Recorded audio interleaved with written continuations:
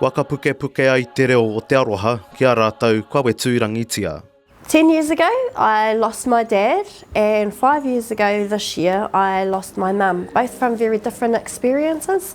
Ka tahi anō a Julie Herewini, ka wakarewa ina te rau e me hou a He Aroha Te Aroha, he puka puka ka waka ngāwari i ngā rite ngā tangihanga, me ngā tūkanga e pāna ki ngā mate. Tuku mai e tēnei o ta kupu ana he Aroha Te Aroha i wakatinana tia. Wakatinana tia e tēnei o ngā kore ka wainui ngā whānau.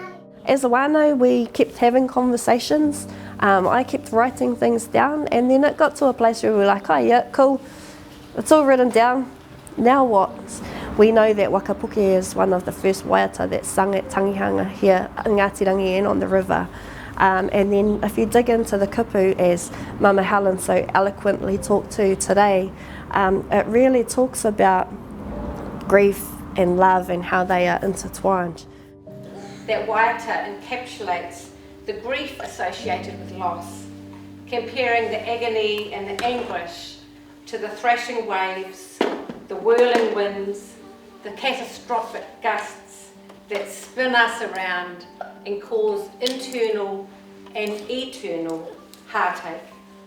Kei roto i te titonga a waka puke puke, he waiata nā moe ruka, te wakaro matua mo te puka puka nei. The answers are already there within our waiata, the way that we talk about things, the way that we address things. This is a perfect example of seeing whiriangahua in action, being able to come up with a resource that you can deliver to the iwi, to anyone really.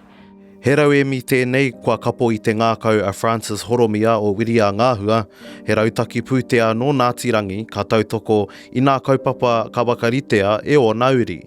Some of the topics that she spoke about what's involved in her resource, are things that we don't often think about, but they happen when it does happen. Really incredibly grateful to receive Wiriangahua, and then incredibly grateful to have some beautiful people, Planihia Walker, Masete Kanua, Matariki Crib Fox, Helen Lay and Renee Tamiana to help edit and add into the kaupapa. He Aroha Te Aroha ka wakatinana tia e Herewini ki mua i tōna whānau, i tōna iwi. Te kakenga Kawiti Bashara, Taiuru News.